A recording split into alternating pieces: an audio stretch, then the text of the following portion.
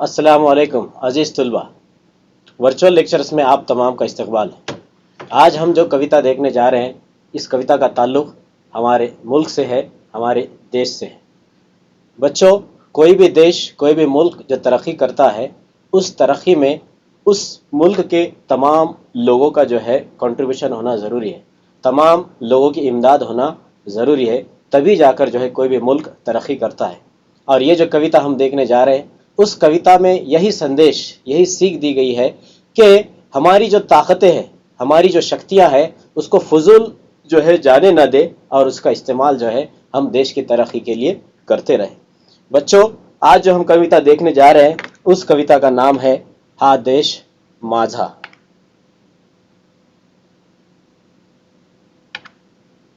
इस कविता के कवि है सेनापति बापट। सबसे पहले हम इस कविता को रीड कर लेंगे। आप तमाम इस पर अच्छे से तवज्जो दें, खास तौर पे जो मराठी के शब्द उच्चार है, अल्फाज की अदायगी है, उस पर तवज्जो दें। हा देश माझा याचे भान जरासे राहू द्या रे, हा उंच हिमालय माझा, हा विशाल सागर माझा, या गंगा यमुना शेती धरती बाग बगीचा माझा, अभिलाषा यांची धरिता कुणी नजर वाकडी करता, या मरण द्यावया स्फुरण आपल्या बाहू पाहू द्या रे, हा देश माझा याचे भान जरासे राहू द्या रे। जे हात उत्सुकलेले दगडांच्या वर्षावाला, रोखा ते लावा कार्याला या देशाच्या प्रगतीला, हे बंद करा उत्पात, थांबवा आपुला घात, सामर्थ्य न जाओ व्यर्थ, काहीसा अर्थ ही येऊ द्या रे, हा देश माझा याचे भान जरासे राहू द्या रे। जरी अनेक अपुले धर्म, जरी अनेक अपुल्या जाती, परी अभंग असू द्या सदैव आपुली माणुसकीची नाती, द्या सर्व दूर ललकारी, फुंकारे एक तुतारी, संदेश रोष जे द्वेष मनातील वाहून जाऊ द्या रे, हा देश माझा याचे भान जरासे राहू द्या रे, हा देश माझा याचे भान जरासे राहू द्या रे। बच्चों, आपने इस कविता को अच्छे से सुना होगा, उम्मीद है आप लोग भी इसी तरह से रीड करेंगे। बच्चों, इस कविता को देखने से पहले हम जो है इस कविता के जो कवि है, उनका जो है हम कवि परिचय देख लेंगे। इस कविता के जो कवि है, उनका नाम है सेनापति बापट। सेनापति बापट जन्म 1880 आणि मृत्यू 1967 साली झालेला आहे। यानी पैदाइश इनकी जो है 1880 में हुई और आप इंतकाल 1967 में कर गए। आपका पूरा नाम है पांडुरंग महादेव बापट उर्फ सेनापति बापट, इस लकब से आपको जाना जाता है। हे भारताच्या स्वातंत्र्य संग्रामातील थोर स्वातंत्र्य सैनिक होते, यानी आपने हिंदुस्तान की आज़ादी की लड़ाई में हिस्सा लिया था और इसलिए जो है आप एक बहुत ही बड़े फ्रीडम फाइटर थे। मैकेनिकल इंजीनियर होण्यासाठी ते इंग्लंडला गेले। आप जो है तालीम हासिल करने के लिए, कौन सी तालीम? मैकेनिकल इंजीनियरिंग की तालीम हासिल करने के लिए इंग्लंड गए थे। तेथे असताना भारतीय स्वातंत्र्याविषयी आस्था निर्माण झाल्याने शिक्षण अर्धवट सोडून ते मायदेशी परतले आणि स्वातंत्र्य संग्रामात सहभागी झाले। वहां पर पढ़ने के लिए गए थे, लेकिन इंग्लैंड को जाने के बाद भी जो है अपने हिंदुस्तान की आज़ादी की फिक्र उनके अंदर पैदा हुई और उस जज्बे से, हिंदुस्तान को आज़ादी दिलाने के जज्बे से आपने तालीम अधूरी छोड़ी और अपने वतन को लौट आए और यहाँ के हिंदुस्तान की आज़ादी की लड़ाई में आपने शिरकत की, आपने हिस्सा लिया। उसके बाद नंतर पुणे जिल्ह्यातील मुळशी धरणग्रस्तांसाठी, पुणे जिले में जो है एक मुळशी डैम जब बन रहा था, उस वक्त में जो है वहां के जो लोगों ने, जिनकी जमीनें उसमें जा रही थी, उन्होंने जो है एक आंदोलन पुकारा। उस आंदोलन में जो है सेनापति बापट ने जो है बढ़ चढ़कर हिस्सा लिया और उसमें बहुत आगे रहे वो, और इसीलिए उस वक्त से जो है उनको सेनापति इस लक़ब से जाने जाने लगा, उनको सेनापति इस नाम से पुकारने लगे। संयुक्त महाराष्ट्राची चळवळ, गोवा मुक्ती संग्राम या चळवळीमध्ये त्यांनी स्वतःला झोकून दिले। और भी कुछ मूवमेंट्स थे और भी कुछ जो है वहां पर जो मुहिमें हुई, जिसमें कि संयुक्त महाराष्ट्राची चळवळ व गोवा मुक्ति संग्राम या चळवळी मध्ये, यानी इस मूवमेंट में उन्होंने जो है अपने आप को पूरी तरह से डाल दिया, अपना पूरा उसमें लगा दिया। सेनापति बापट यांनी विपुल लेखन केले असून, विपुल यानी आपने बहुत कुछ लिखा है, बहुत सारे जो है उन्होंने लिखी है किताबें। त्यांचे लेखन बहुशी पद्यात्मक आहे और उन्होंने जो लिखा हुआ है, जितना भी उनका अदब है, उस अदब में ज्यादातर जो है पद्य यानी कविताओं के रूप में जो है आपने बहुत ज्यादा लिखा हुआ है। इसके आगे हम देखेंगे इस कविता का मरकजी ख्याल, जिसको जो है मराठी में कहते हैं मध्यवर्ती संकल्पना, यानी इस कविता की सेंट्रल थीम। बच्चों, ये जो सेंट्रल थीम अगर आपके समझ में आ गई तो आपको पूरी कविता समझने में आसानी होगी, इसलिए कविता के मरकजी ख्याल को अच्छे से जो है समझना चाहिए। प्रस्तुत कवितेत इस मौजूदा नज़म में कवि ने जो है भारत देशाबद्दलचे प्रेम, अपने जो है हुब्बुल वतनी होने का जो है यहाँ पर उन्होंने हमें सीख दी है और कहा है कि भारत देशाबद्दलचे प्रेम यानी हमारे भारत देश के लिए हमारे दिलों में मोहब्बत होनी चाहिए, प्रेम होना चाहिए। साथ ही साथ आपने इस कविता के जरिए से भारतातील निसर्ग सौंदर्य, इस हिंदुस्तान में जो है जो कुदरती खूबसूरती है, यहाँ पर जो है अलग अलग पहाड़, नदियां, समंदर जो है आपको नजर आएंगे, ये कुदरती खूबसूरती भी इन्होंने इसमें जो है बयां की है। साथ ही साथ विविधतेतिल एकता, ये हमारे हिंदुस्तान की सबसे बड़ी खूबी है। इस हिंदुस्तान में जो है अलग अलग मजहब के लोग रहते हैं, अलग अलग जबानें बोली जाती है, अलग अलग पहराव पहने जाते हैं, अलग अलग त्योहार मनाए जाते हैं, लेकिन इसके बावजूद भी तमाम हिंदुस्तानी जब हिंदुस्तान पर कोई मुसीबत आती है तो सब जो है एक जगह आते हैं, इत्तेहाद का मुजाहरा करते हैं। और यही बात को जो है यहाँ पर कवि ने इस कविता के जरिए से बयां किया है। साथ ही साथ कवि ने इस पर भी जो है फोकस किया है कि देश विघातक कृत्य करनारे, देश विघातक यानी देश के खिलाफ काम करने वाले, देश को नुकसान पहुंचाने वाली जो हरकतें हैं, वो हरकतों को कवि कहते हैं देश कार्याकडे वळावेत। देश कार्य यानी अपने देश के काम में, अपने देश के तरक्की में उन हाथों को जो है लगाना चाहिए, बल्कि देश के खिलाफ नहीं। देश में जो है दंगे फसाद जो होते हैं, ये दंगे फसादों से कोई भी देश में जो है शांति और अमन नहीं रह सकती, कोई भी देश की तरक्की नहीं हो सकती। तो फजूल कामों में अपनी ताकतों को इन्वेस्ट करने की बजाय, अपनी शक्तियों को बर्बाद करने की बजाय, कवि कहते हैं कि इस ताकत को हमें क्या करना चाहिए, अपने मुल्क और अपने देश की तरक्की के लिए उसे लगाना चाहिए। साथ ही साथ कवि कहते हैं अनेक धर्म अनेक जाति असल्या तरी माणुसकीचे नाते जपावे। कवि कहते हैं कि हिंदुस्तान में अलग अलग धर्म के लोग हैं, अलग अलग जात के लोग हैं, और सबसे बड़ा जो धर्म हमारा होना चाहिए वो होना चाहिए इंसानियत का, मानुष की यानी इंसानियत का रिश्ता जो है उसकी हिफाजत करने की जो बात है यहाँ पर कवि कह रहे हैं। असा संदेश या कवितेतून कवि ने दिला है, ये पैगाम इस कविता के जरिए से यहाँ पर कवि ने दिया है। उम्मीद करता हूं कि आपको यह मध्यवर्ती संकल्पना, इस कविता का मरकजी ख्याल समझ में आ गया होगा। अब इसके बाद बच्चों हम जो है कविता को देखेंगे, उसका एक एक स्टांजा जो है, एक एक कड़वा जो है हम उसका देखेंगे। तवज्जो दीजिए आप सब लोग। कवि कहते हैं हा देश माझा याचे भान जरा से राहू द्यारे। कवि क्या कह रहे हैं? हा देश माझा, कवि जो है इस मुल्क की मोहब्बत, अपना हक बता रहा है। वो कह रहा है हा देश माझा, ये मुल्क मेरा है, और इस बात का एहसास सभी को होना चाहिए।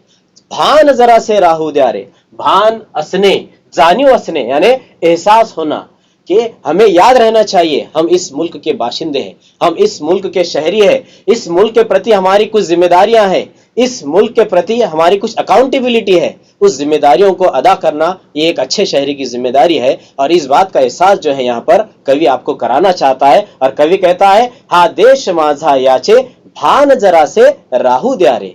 इस देश के हम जो है, ये देश हमारा है, ये मुल्क हमारा है। ये मुल्क को जो आजादी मिली है हमें थाली में परोस कर नहीं मिली है। इस मुल्क को आजादी हासिल करने के लिए हमें जो है कई कुर्बानियां देनी पड़ी। हमारे जो है लहू, पैसा, जाने, सब कुछ हमने जो है इस आजादी को हासिल करने के लिए लुटा दी, और आज की जनरेशन ये भूलती हुई जा रही है। और इसीलिए कवि को ये कहने की नौबत यहाँ पर आई है हा देश माझा याचे भान जरा से राहू द्यारे। एहसास रखिए कि ये मुल्क हमारा है। मुल्क के प्रति वफादार रहना, मुल्क के प्रति अभिमान रहना, फख्र रहना, ये हमारी सबकी जिम्मेदारी है। और यही बात यहाँ पर इस कविता के जरिए से कवि कह रहा है। कवि आगे कहता है हा उंच हिमालय माझा, हा विशाल सागर माझा, या गंगा यमुना शेती धरती बाग बगीचा माझा। कवि अपने हिंदुस्तान की खूबसूरती को तारीफ करते हुए, खूबसूरती को बयां करते हुए, तमाम चीजें मेरी है यानी मुल्क से मोहब्बत नजर आती है कवि की।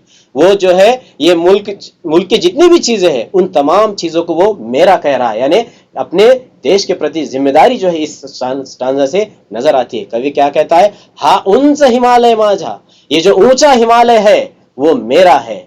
हा विशाल सागर माझा, ये जो बड़ा समंदर है, वसी कुशादा जो समंदर है, वो भी मेरा है। या गंगा यमुना शेती धरती बाग बगीचा माझा। आप बाजू में जो है टीचिंग एड्स में देख रहे हैं तस्वीरों में कि आपको वहां पर हिमालय भी नजर आ रहा है, समंदर भी नजर आ रहे हैं, वो नीचे आपको गंगा यमुना नदी भी जो है नजर आ रही है। ये बाग बगीचे, हिंदुस्तान जो है बाग बगीचे से जो है खूबसूरत बना हुआ है। और जो है शेती, शेती यानी खेतियां, हमारा हिंदुस्तान जो है कृषि प्रधान देश है।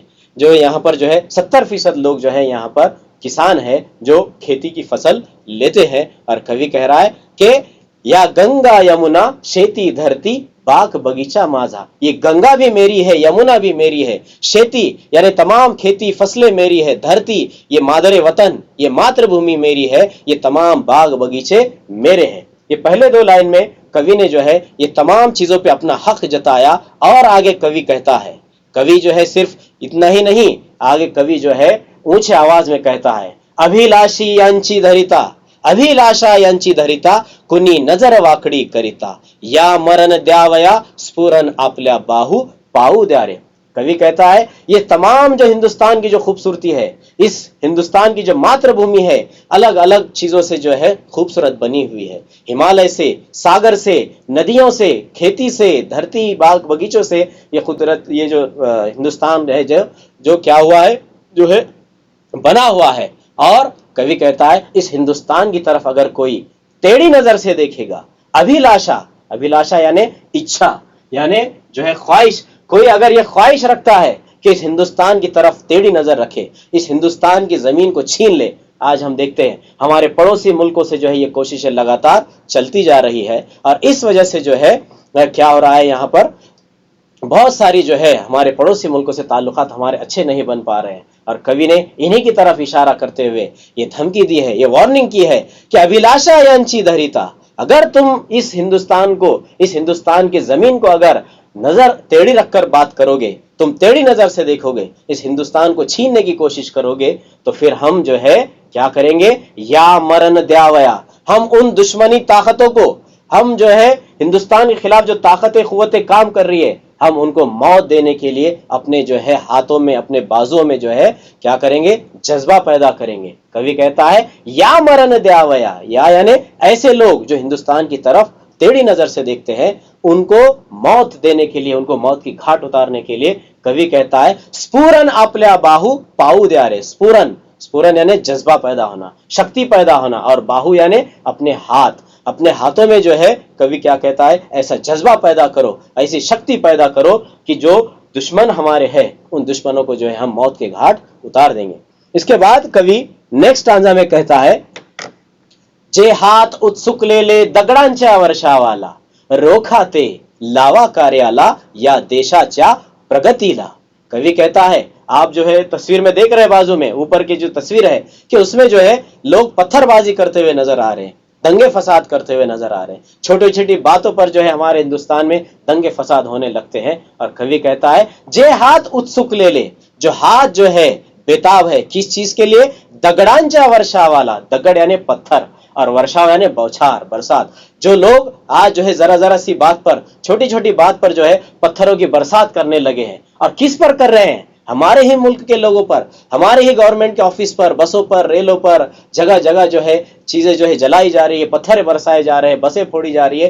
तब इन तमाम चीजों को रोकने की बात कवि कह रहा है। कवि कहता है जे हाथ उत्सुक ले ले, उत्सुक ले ले यानी जो बेताब है, जो हाथ जो है बेताब है किस चीज के लिए, पत्थरों को बरसाने के लिए। कवि कहता है रोखाते, यानी कवि उन उठे हुए हाथों को, जिन हाथों में पत्थर है, उन उठे हुए हाथों को रोकने की बात जो है कवि कह रहा है। और कवि आगे क्या कहता है, लावा कार्याला, यानी जो हाथ पत्थरों में लगे हुए उन हाथों को कहां लगाओ, अच्छे कामों पर लगाओ। लावा कार्याला या देशाच्या प्रगतीला। आप उस चित्र में देख रहे हैं नीचे वाली एक हाथ जो है क्या कर रहा है, अपने देश के तरक्की के लिए अपना थोड़ा सा कंट्रीब्यूशन, फूल नहीं फूल की कली सही, अगर सब ने थोड़ा थोड़ा कंट्रीब्यूशन दे दिया तो जो है जैसे हम कहते हैं बूंद बूंद से जो है समंदर बनता है, तो वैसे हर एक इंसान की छोटे छोटे कंट्रीब्यूशन से, छोटी छोटी मदद से जो है देश तरक्की पर आ सकता है। फिर कवि कहता है हे बंद करा उत्पात, उत्पात यानी दंगे फसाद, थामवा अपुला घात, ये दंगे फसाद बंद कीजिए, थामवा अपुला घात, घात यानी अपना ही नुकसान, अपना नुकसान जो है रोकिए। ये जो दंगे फसाद हो रहे हैं, इससे किसका नुकसान हो रहा है? हमारा नुकसान हो रहा है, अपने लोगों का, अपने मुल्क का नुकसान हो रहा है। कवि इसे रोकने की बात कह रहा है। और कवि आखिरी पंक्ति में कहता है, सामर्थ्य ना जाओ व्यर्थ, काही सा अर्थ ही ये उद्यारे। कवि कहता है सामर्थ्य, सामर्थ्य यानी अपनी ताकत, अपनी शक्तियां, अपनी सलाहियतें, उनको जाया मत जाने दीजिए। न जाओ व्यर्थ, व्यर्थ यानी बेकार, फजूल मत जाने दीजिए। किसको? अपनी सलाहियतों को, अपनी काबिलियत को, अपनी ताकतों को जो है फजूल मत जाने दीजिए। काही सा अर्थ ही ये उद्यारे। हमने जो यहाँ पर जो जन्म लिया है, ये जो हमको जिंदगी मिली है, उसके कुछ तो मायने होने चाहिए। काही सा ही अर्थ, अर्थ यानी कुछ तो मायने होने चाहिए। हम यहाँ पर पैदा हुए, जब हम मर जाएंगे तो कुछ ना कुछ हम साथ में जो है लेकर जाएंगे, कुछ अच्छे काम, अच्छी सोच जो है छोड़ कर जाएंगे। इसलिए हमने यहाँ जो हमने जन्म लिया है, हमारे जिंदगी को कुछ मायने मिलने चाहिए। और इसीलिए कवि कहता है, सामर्थ्य ना जाओ व्यर्थ, काही सा ही अर्थ ये उद्यारे। चित्र में आप देख रहे हैं कि किस तरह से हिंदू मुस्लिम जात धर्म के नाम पर जो दंगे फसाद होते हैं, और इसमें नुकसान किसका होता है? हमारा होता है। सबसे ज्यादा नुकसान इंसानियत का होता है। और इसको जो है, ये जो ताकतें हम गलत चीजों पर लगा रहे हैं, उन ताकतों को हमें क्या करना चाहिए? देश के तरक्की के लिए जो है लगाना चाहिए। इसके बाद कवि अगले स्टांजा में कहता है, जरी अनेक अपुले धर्म, जरी अनेक अपुल्या जाति। कवि यहां पर क्या कह रहा है? जरी अनेक अपुले धर्म। पूरे दुनिया में हिंदुस्तान एक वाहिद एक ऐसा मुल्क है, भारत एक ऐसा देश है जहां पर जो है 7 धर्म के लोग रहते हैं, 7 से ज्यादा धर्म के लोग रहते हैं। हिंदू, मुस्लिम, सिख, ईसाई, जैन, पारसी, क्रिश्चियन वगैरह, इस तरह से जो है अनेक धर्म, अनेक यानी एक से ज्यादा, अनेक तादाद में ज्यादा धर्म के लोग यहाँ पर रहते हैं। जरी अनेक अपुल्या जाति। कवि कहता है, जरी अनेक अपुल्य धर्म, जरी अनेक अपुल्या जाति। क्या फर्क पड़ता है हमारे बहुत सारे धर्म हो, क्या फर्क पड़ता है कि हमारी बहुत सारी जात हो। हिंदुस्तान में जो है अलग अलग भाषाएं बोली जाती है। आपको अगर ये जानकर हैरानी होगी कि हिंदुस्तान में 3000 से ज्यादा भाषाएं बोली जाती है। हर 10-10 किलोमीटर पर हमारी जबानें बदलती जाती है। हर रियासतों की अपनी अपनी जो है मातृभाषाएं अलग अलग है। और ऐसे यहाँ पर अनेक भाषा के लोग रहते हैं, अनेक धर्म के लोग रहते हैं, बहुत सारी जात पात के लोग यहाँ पर जो है रहते हैं। कवि ये मैसेज दे रहा है, परि अभंग सुदिया। बहुत सारे धर्म जात पात के हम लोग हैं, लेकिन फिर भी कवि क्या कह रहा है? परि अभंग सुदिया। परि यानी लेकिन, फिर भी जो है हमारे ये रिश्तों को कैसा रखिए? अभंग, अभंग यानी अटूट, न टूटले ले, जो है हमारे इन रिश्तों को मजबूत रखिए, इसको टूटने मत दीजिए। और कवि यहां पर कहता है, सदैव अपुली मानुष की ची नाती। परि अभंग असुद्या, सदैव अपुली मानुष की ची नाती। कवि कह रहा है, ये देश जो है अनेक धर्मों से बना हुआ है, अनेक जातों से बना हुआ है, लेकिन हमको जो है इन सबको जो है रखते हुए हमें इंसानियत के रिश्ते को जो है उसकी हिफाजत करना चाहिए, उसको टूटने नहीं देना चाहिए। फिर आगे कवि कहता है, द्या सर्व दूर ललकारी, फुंकारे एक तुतारी, संदेश रोष जे द्वेष मनातिल वाहुन जाऊ द्यारे। कवि क्या कह रहा है? द्या सर्व दूर ललकारी, ललकारी यानी ऐलान कर देना, गर्जना कर देना, जोर से जो है क्या करना? बिगुल बजाकर। आप जो है उस चित्र में देख रहे हैं कि उस राइट साइड में एक इंसान जो है क्या कर रहा है? बिगुल बजा रहा है। बिगुल यानी एक मैदान में फौजियों के लिए बजाए जाने वाला वो बिगुल होता है, जो जोर से बजाया जाता है, उसको कहते हैं तुतारी। हमारे बहुत सारे प्रोग्राम्स में, खेल में वगैरह ये बजाया जाता है। जब फ्लैग होस्टिंग होती है, झंडा वंदन होता है, उस वक्त में भी ये बजाया जाता है। खास तौर पे फौज के अंदर हमारे सैनिकों में जज्बा पैदा करने के लिए भी ये बिगुल बजाया जाता है। तो कवि क्या कह रहा है कि ये एक तुतारी यानी ये बिगुल को जोर से बजाकर ये ऐलान कर दो, द्या सर्व दूर यानी चारों ओर जो है ललकारी, ललकारी यानी ये ऐलान कर दो। कैसे? बिगुल बजाकर जो है ऐलान कर दो। क्या ऐलान कर दो? संदेश। कवि कहता है उस तुतारी के जरिए से ये संदेश दो, ये पैगाम दे दो, रोष जे द्वेष मनातिल वाहुन जाऊ द्यारे। कवि कहता है रोष, रोष यानी हमारे दिलों में जो गुस्सा है, द्वेष हमारे दिलों में जो नफरतें हैं, इन गुस्से की, नफरतें की दीवारों को तोड़ दो, अपने दिलों से इन बुराइयों को बहा दो। तभी जाकर जो है हमारा देश तरक्की कर सकेगा, तभी जाकर जो है हमारा देश सुकून और अमन के साथ रह सकेगा। और जहां पर शांति, सुकून, अमन है, वहां पर जो है अच्छी तालीम मिलती है, वहां पर अच्छे जो है फैसिलिटीज मिलती है, और जहां पे सुकून अमन है वो देश जो है तरक्की करता है, वो मुल्क जो है तरक्की करता है। अगर हमारे देश को हमको सुपर पावर बनाना है तो हमें सबको जो है इस देश की तरक्की के लिए काम करना पड़ेगा। छोटी छोटी बातों से जो है जज्बात में ना आकर हमें जो है अपने देश के प्रति वफादार रहते हुए अपने देश के प्रति जो है हमें कंट्रीब्यूशन मदद करनी पड़ेगी, तभी जाकर जो है हम लोग क्या कर सकते हैं, अपने देश को जो है आगे बढ़ा सकते हैं। और यही पैगाम, यही जज्बा जो है कवि यहाँ से दे रहा है। वो कहता है कि अपने दिलों में के गुस्से को, नफरत को, रोष यानी गुस्सा और द्वेष यानी नफरत को जो है मनातिल वाहुन जाओ द्यारे, अपने दिलों में जो गुस्सा है, जो नफरत है, उसको क्या कर दो, बहा दो। और ये ऐलान चारों तरफ कर दो कि हमारे बहुत सारे धर्म है, बहुत सारे जात है, लेकिन फिर भी हमारे पास जो है क्या है, सबसे इंपॉर्टेंट इंसानियत का रिश्ता है। और इस इंसानियत के रिश्ते की हिफाजत करने के लिए हम सब मिलकर जो है कोशिश करेंगे। ये पैगाम यहाँ से कवि ने दिया है। इस तरह से इस कविता के जरिए से हमें जो सीख मिलती है वो यही मिलती है कि हमारा देश इतना खूबसूरत देश है, हमारा वतन इतना खूबसूरत है, इसकी हिफाजत करना, इसको तरक्की की राह पर ले जाना, मिलजुल कर रहना, जात पात धर्म भेद को छोड़कर जो है हम एक इंसान है, इंसानियत के रिश्ते को अपनाते हुए हमें जो है इस देश की तरक्की करना है, दिलों की नफरतों को दूर करना है, हमारे दिलों के गुस्से को दूर करके मोहब्बत का पैगाम चारों ओर हमें देना है। ये जो है दर्स, ये सीख हमें जो है इस कविता से मिलती है। अजीज तुलबा, उम्मीद करता हूं कि आपको ये कविता समझ में आ गई होगी। अब इसके बाद जो है हम स्वाध्याय देखेंगे, इसके जो है सवाल जवाब जो है हम देखेंगे। सबसे पहले इसमें स्वाध्याय कृति जो है, पहली कृति आकृत्या पूर्ण करा। सवाल है पहले प्रश्न का अ, देशाचे मोठेपण सांगणाऱ्या कवितेतील गोष्टी, यानी देश का बड़ापन बताने वाली, देश की खूबियां बयां करने वाली कविता में कौन सी चीजों का जिक्र हुआ है। तो इसका जवाब है, एक है उंच हिमालय, दूसरा है विशाल सागर, तीसरा है गंगा यमुना, और चौथा है शेती धरती बाग बगीचा। पहले स्टांजा में ही जो है आपको इसका जवाब मिलेगा। इसके बाद इसको लेकर दूसरा सवाल है, कवि ने उल्लेख केलेल्या करायच्या गोष्टी, यानी कवि किस बात को करने की हिदायत, नसीहत यहां पर कर रहा है, क्या करना चाहिए हमें।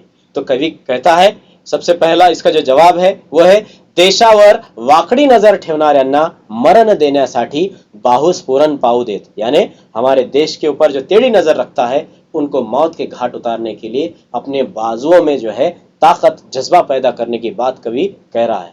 दूसरा जवाब है, दगडांचा वर्षाव करायला उत्सुकलेल्या हातांना रोखून त्यांना देशाच्या प्रगतीच्या कार्याला लावा। कवि कहता है, जिन हाथों में पत्थर और हथियार है उन हाथों को रोक कर जो है उन हाथों को कहां लगाना है, उन ताकत को देश के तरक्की के लिए, देश के प्रगति के लिए हमें लगाना है।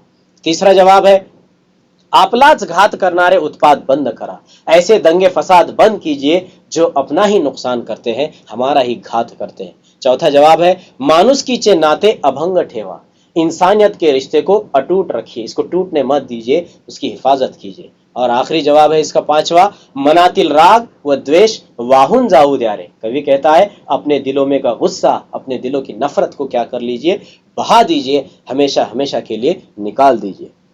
ये हो गया पहला प्रश्न। अब दूसरी कृति है, योग्य पर्याय निवड़ा, यानी सही ऑप्शन चुनना है। एक खाली जगह आपको दी गई है, 4 ऑप्शन है, चारों में से जो है एक सही जवाब है, वो आपको देना है। इसमें सवाल है, तुमचे बाहुस्फोरण पाऊ द्या। इसके ऑप्शन है, ऑप्शन अ दुसऱ्याला मदत करण्यासाठी, ऑप्शन आ समाज कार्य करण्यासाठी, ई देशाकडे वाकड्या नजरेने बघणाऱ्यांना धडा शिकवण्यासाठी, और इसका चौथा ऑप्शन है, देशातील लोकांना सामर्थ्यशाली बनवण्यासाठी। इसका जवाब आपके सामने है, देशाकडे वाकड्या नजरेने बघणाऱ्यांना धडा शिकवण्यासाठी। कवि अपने बाजुओं में, बाहु यानी अपने बाजुओं में स्फुरन यानी जज्बा पैदा करने की बात कर रहा है। क्यों? जो दुश्मन हमारे देश की तरफ टेढ़ी, वाकड़ा यानी टेढ़ी नजर से देख रहे हैं, उनको सबक सिखाने के लिए। इसके बाद कवि कहता है, और एक खाली जगह है, कवीच्या मते उत्सुकलेल्या हातांनी काय करावे, यानी जो हाथ जो है बेताब है, उन बेताब हाथ ने क्या करना चाहिए। ऑप्शन है इसके, शैक्षणिक कार्याला प्रोत्साहन द्यावे, देशाच्या प्रगतीसाठी कार्य करावे, सत्कार्याला प्रोत्साहन द्यावे, हातांची उत्सुकता तशीच ठेवावी। इसका सही जवाब है ऑप्शन आ, देशाच्या प्रगतीसाठी कार्य करावे, यानी दूसरा ऑप्शन, देश के तरक्की के लिए अपने हाथों को लगाना चाहिए। इसके बाद कवि कहता है, सवाल है, देशातील विविधता दर्शवणारी कवितेतील ओळ शोधून लिहा। इस कविता में से ऐसी पंक्तियां, ऐसी लाइन ढूंढिए जो हमारे मुल्क की जो है क्या करती है, विविधता यानी अलग अलग चीजों को बयां करती है। हमारे देश में जितनी भी जो है डाइवर्सिटी है उसको जो है बयां करती है। तो वो पंक्ति जो है, जरी अनेक अपुले धर्म, ये जो है हमारे आखिरी स्टांजा का हिस्सा है शायद। जरी अनेक अपुले धर्म, जरी अनेक अपुल्या जाती, परी अभंग असुद्या, सदैव अपुली मानुस की ची नाती। इसके बाद की जो कृति है स्वाध्याय की, एका शब्दात उत्तरे लिहा।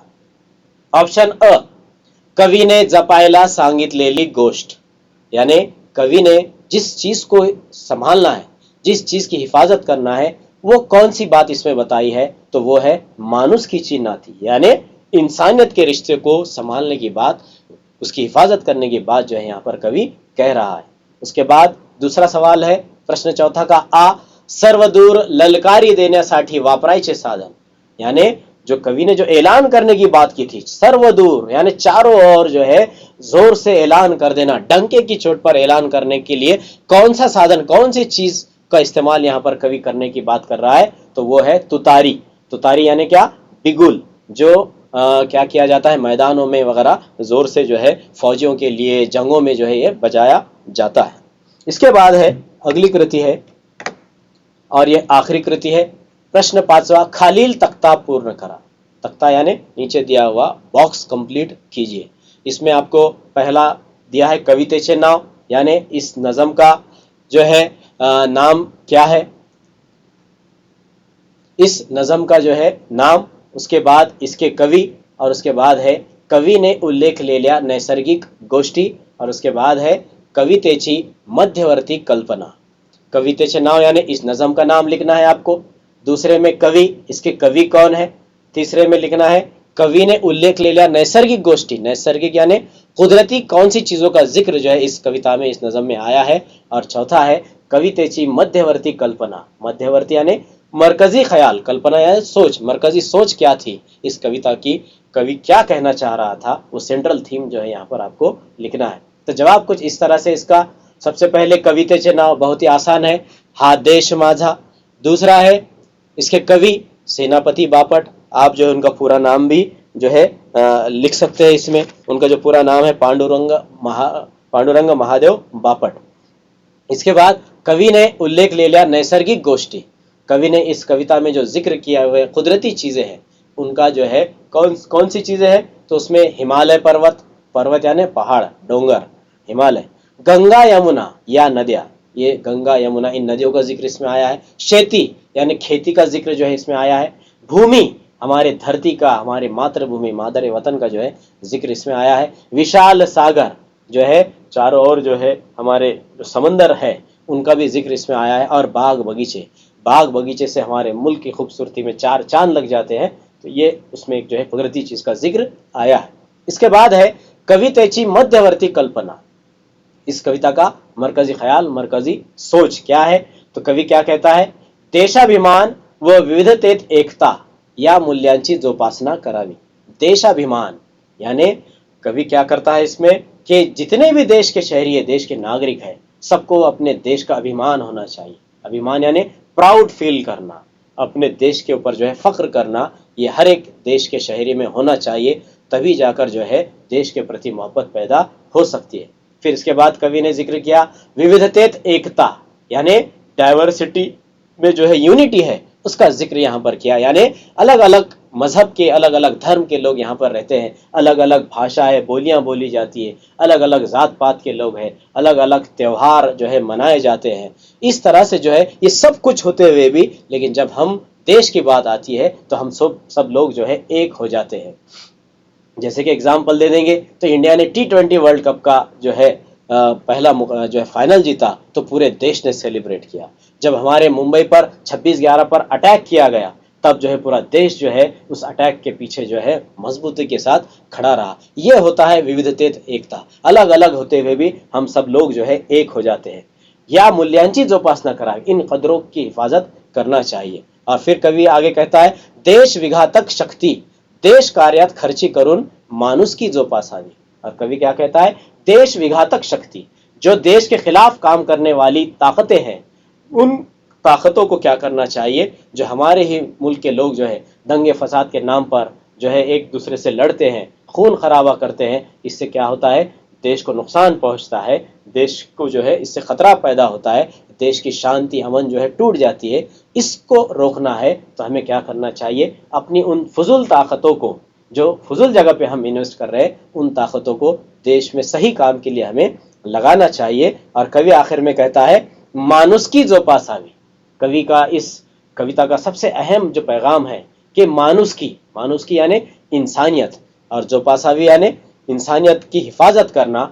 इस तरह से कवि ने इस कविता की जो मध्यवर्ती कल्पना थी बड़ी आसान और समझने जैसी है, और ये आपको उम्मीद करता हूं कि याद भी रहेगी। इस तरह से ये कविता जो थी, हा देश माझा, ये कविता हमने देखी, जिसके कवि थे सेनापति बापट। उम्मीद करता हूं कि आपको ये कविता अच्छे से समझ में आ गई होगी। अब आपको क्या करना है, ये कविता जो आपने देखी है, इसके नीचे का जो स्वाध्याय है वो अपने फेयर बुक में लिखकर आपको अपने स्कूल के मराठी सब्जेक्ट के टीचर्स को जो है जाकर इसको बताना है और चेक करवाना है।